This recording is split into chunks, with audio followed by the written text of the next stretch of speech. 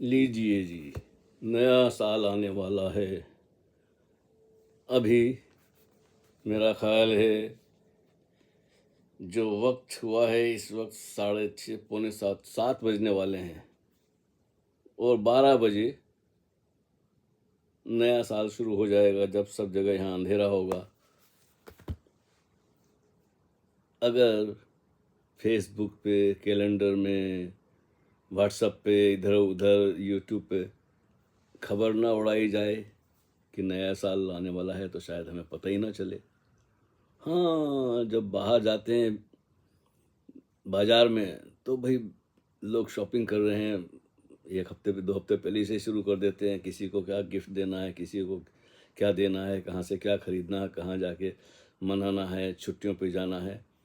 हजार ढंग है खुशियाँ मनाने के। अच्छी बात है, खुशी मनाना चाहिए, लेकिन अगर आप सोचें, विचार करें,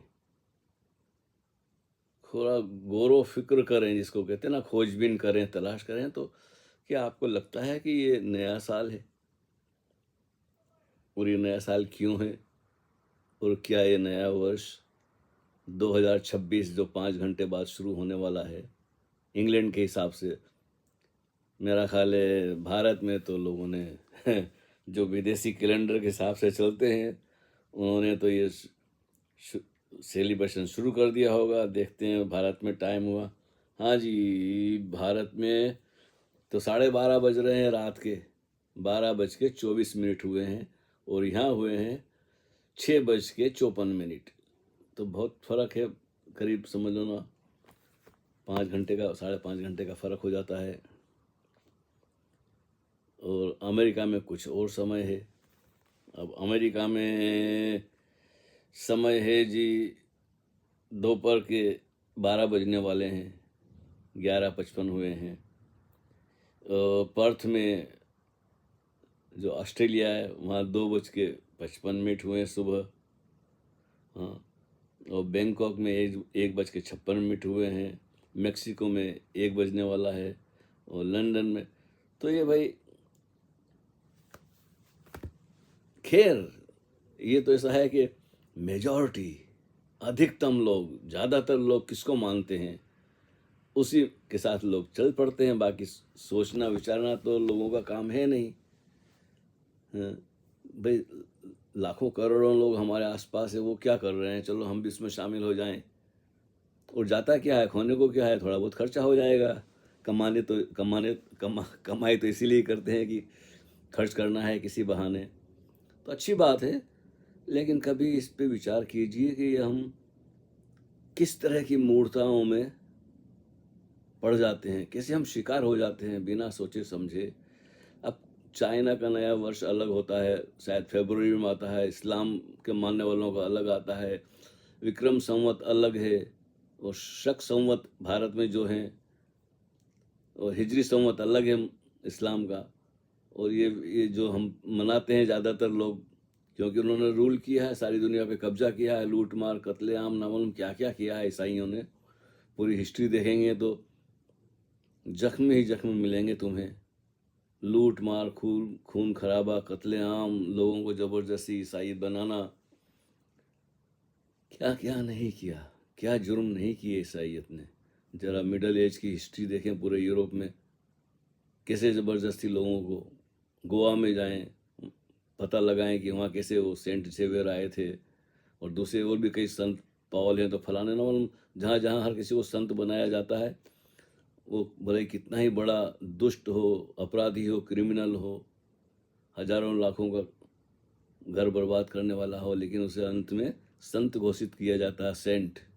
ऐसी ही एक थी, क्या बोलते हैं,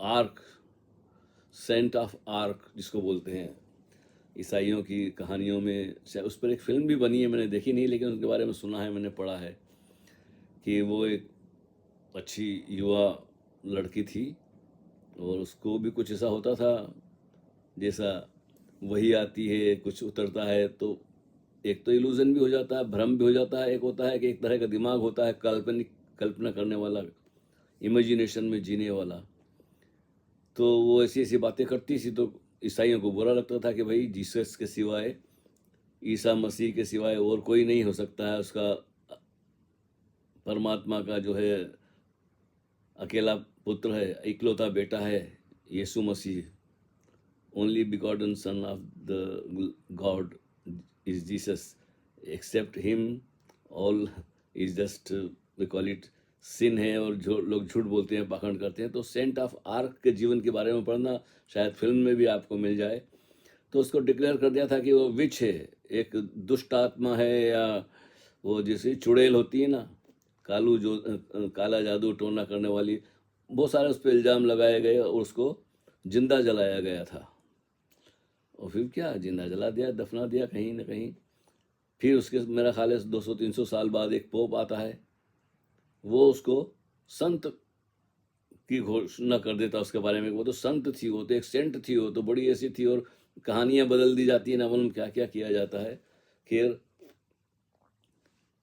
ऐसे ही होता है, किसी जमाने में कोई आता है, उसको अपना वर्चस्व प्रकट करना होता है, अपना कब्जा करना होता है, अपना कारोबार जमाना होता है, तो दूसरों को सबको गलत बोलता है। फिर एक दिन ऐसा भी आता है कि लोग उसको गलत बोलने वाला जाते हैं। इतिहास ऐसे ही बना है। इतिहास में उन्हीं के नाम हैं ज़्यादा जो अपराधी हैं, उनके नाम ज़्यादा हैं, संतों के नाम कहाँ। वो तो मैं बड़ी कृपा है कुछ बुद्ध पुरुषों की, जिन्होंने हमें संतों से परिचित करवाया, बुद्ध पुरुषों से परिचित करवाया, उनकी वाणी के बारे में बताया। नहीं तो हम भी आज इसी भीड़ का हिस्से होते। अभी भी रहते तो सबके बीच में, लेकिन सबसे अलग हैं। ऐसी बात नहीं, किसी से कोई बैर भाव दुश्मनी ऐसा नहीं। लोग मनाते हैं तो मना, खुशी मनाने में क्या है, लेकिन सोचना चाहिए कि ये हम पे थोपा गया नया वर्ष है। भारत में तो मेरा ख्याल है 21 मार्च के आसपास मनाया जाता है, जब वसंत आता है, फूल ही फूल खिलते हैं, नई फसलें पक के तैयार आती है खलिहान में, तो लोग, मौसम भी बदल जाता है, ठंडी विदा हो गई होती है। तो हिंदुओं का अपना ढंग है मनाने का, होली वगैरह मनाते हैं, उसके बाद कुछ होता है। तो बड़ा एक, हर एक कौम का, हर एक देश का अलग अलग ढंग है। कोई कब मनाता, कोई कब मनाता, मुझे किसी से एतराज़ नहीं है, लेकिन हमें जानना चाहिए कि हम क्यों मना रहे हैं, किस लिए मना कर रहे हैं, कि मना रहे हैं हम, हमारा ये चुनाव है कि हम भीड़ के चक्कर में आ जाते हैं कि भाई पड़ोसी में सब कुछ मना रहे हैं, हमने मनाएंगे तो लोग क्या सोचेंगे, बस लोग क्या कहेंगे, तो इसलिए लोग भीड़ में शामिल हो जाते हैं।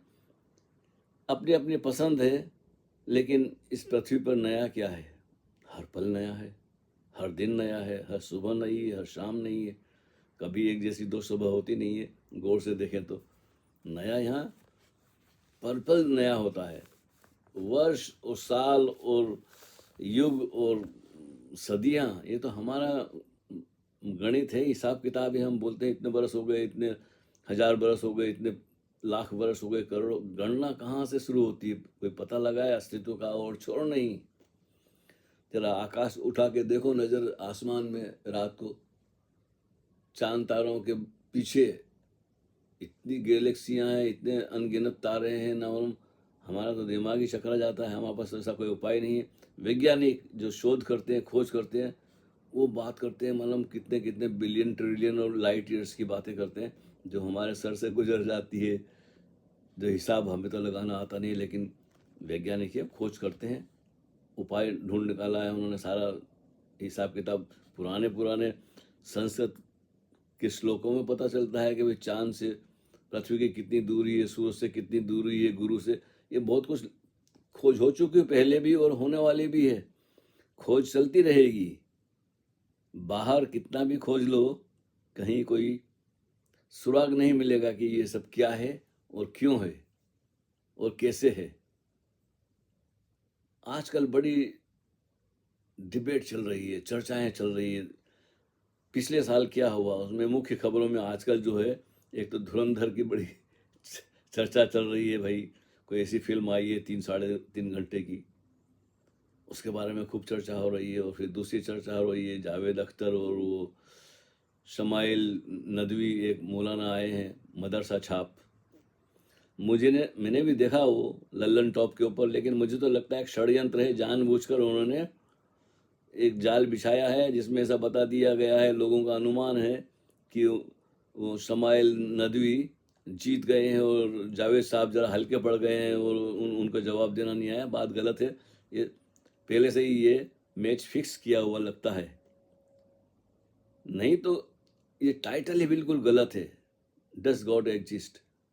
जब दो मुसलमान मिलते हैं, भले ही एक मुसलमान बहुत पढ़ा लिखा है, इतिहास की जानकारी है, फिल्म इंडस्ट्री में बड़ा नाम है सारी दुनिया में, और जितनी भी फिल्में उन्होंने स्क्रिप्ट लिखी है उनमें बड़ा मुसलमानों के बड़ी उन्होंने तारीफ की है, अच्छा आदमी बताया, शरीफ आदमी, ईमानदार आदमी, वचन का पक्का आदमी, दयालु आदमी, दयावान, दूसरों की भलाई करने वाला, ऐसे रोल उन्होंने ऐसे कैरेक्टरों को दिए हैं जो मुस्लिम हैं।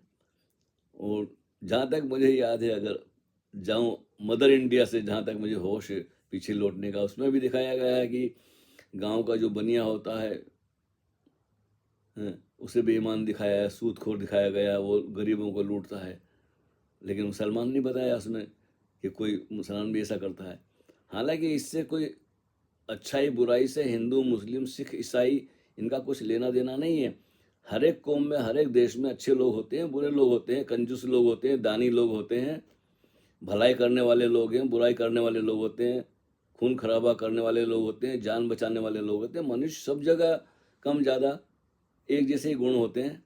लेकिन एक जिम्मेदार व्यक्ति जो फिल्म की स्क्रिप्ट लिख रहा है, कहानी लिख रहा है, वो जब ऐसी बातें लिखता है, अधिकतर फिल्मों में, उनकी फिल्में इकट्ठी कीजिए, देखिए, हमेशा उन्होंने मुसलमानों को बड़ा अच्छा बताया गया है, और दूसरे जो हिंदू हैं या ईसाई होंगे शायद बहुत कम, उनको बुरा आदमी बताया गया है।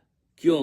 कि उनका बैकग्राउंड ऐसा है, बचपन से उनको सिखाया गया है कि जो मुस्लिम है वो सबसे अच्छी कौम है ज़मीन पर।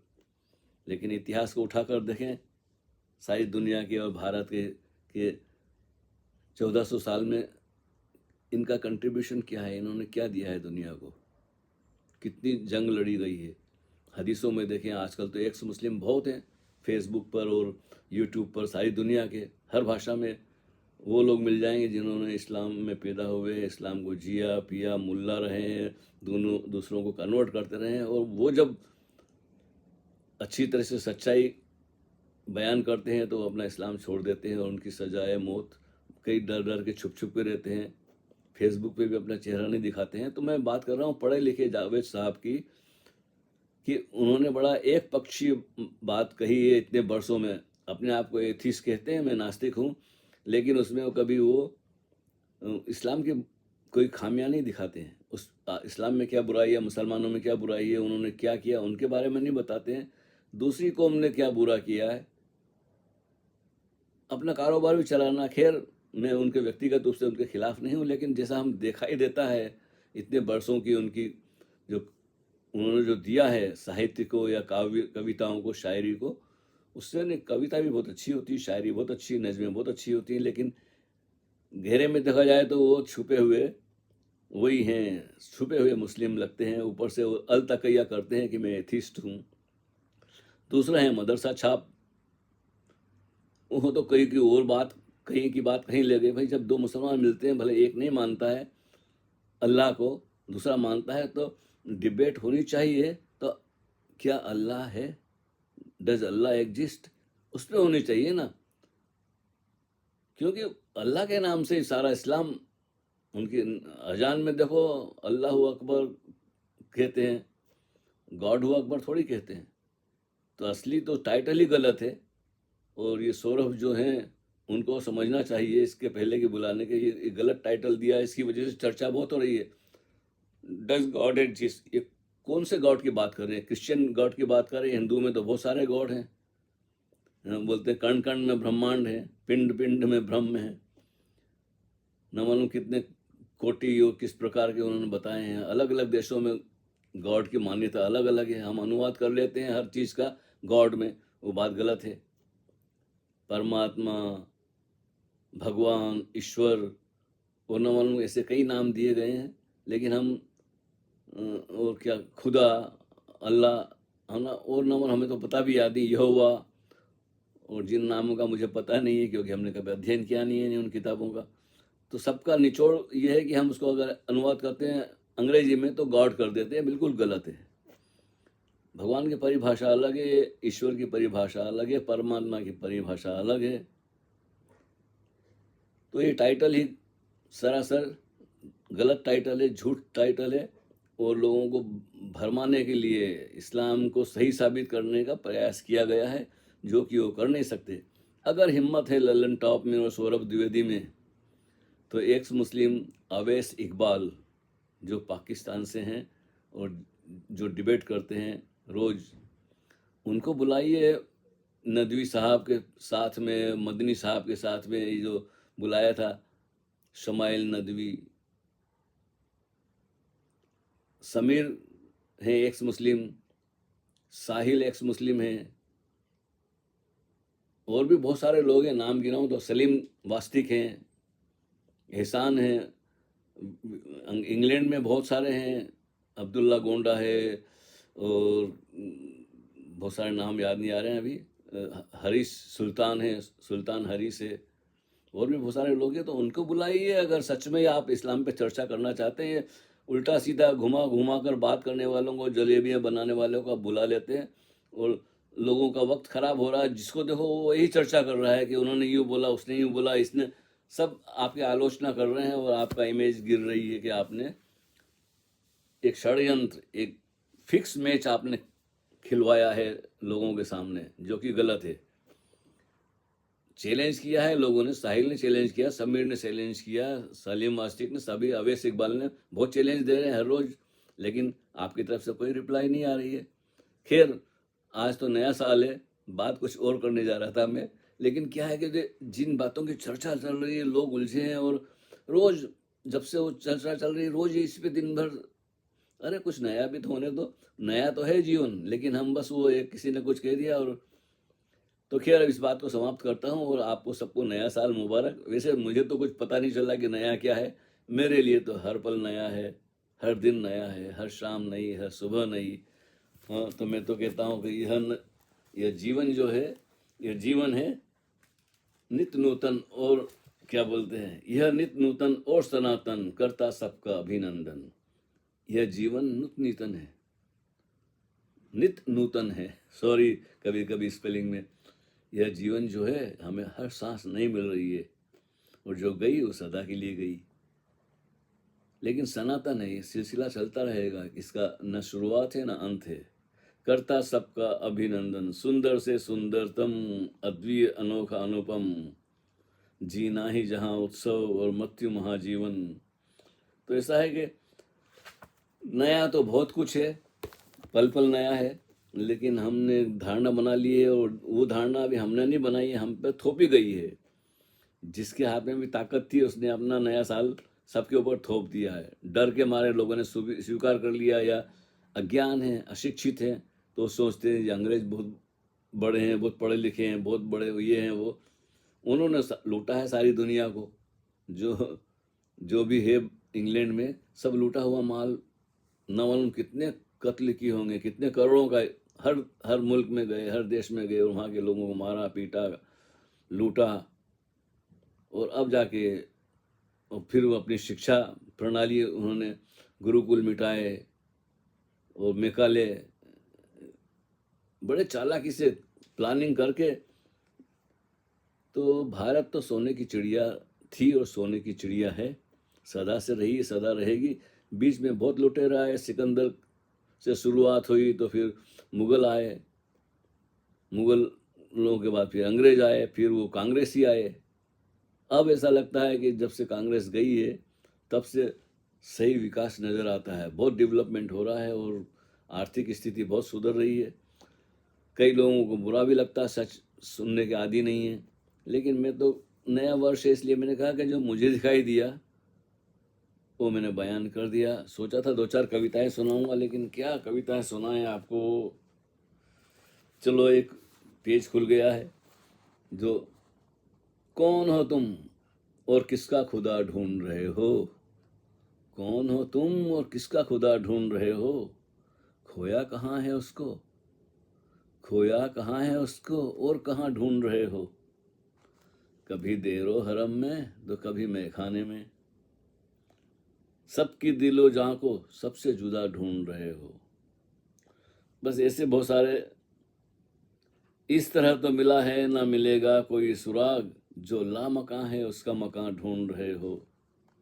अपने बारे में कुछ तहकीकात लाजमी है, अपने बारे में कुछ तहकीकात लाजमी है, वरना अंधेरे में अंधेरे का निशान ढूंढ रहे हो। तो ऐसा है कि ये बात जो थी ना, डज गॉड एग्जिस्ट, वो बात इस तरह से, टाइटल भी गलत है, प्रश्न उसके ऊपर जो कहते हैं ना कि झूठे सवालों के सच्चे जवाब चाहिए, तो सवाल ही झूठा है। कांटे बिछाने वालों को गुलाब चाहिए। तो फिर से चर्चा होनी चाहिए और अच्छे लोगों को, एक मुस्लिमों को बुलाइए बड़ी बड़ी टीवी चैनल पे, ताकि लोगों का भ्रम दूर हो। खैर, मुझे इस बारे में बोलने का कोई शौक तो नहीं था, लेकिन बात में से बात निकलती है। तो सभी को नया साल मुबारक हो। जिसको आप नया मानते हैं ठीक है, माने तो ठीक, ना माने तो ठीक। मज़े से रहिए, खाएं पिए मौज करें और जीवन जो मिला है उसका उपयोग करें। हरि ओम तत्सत।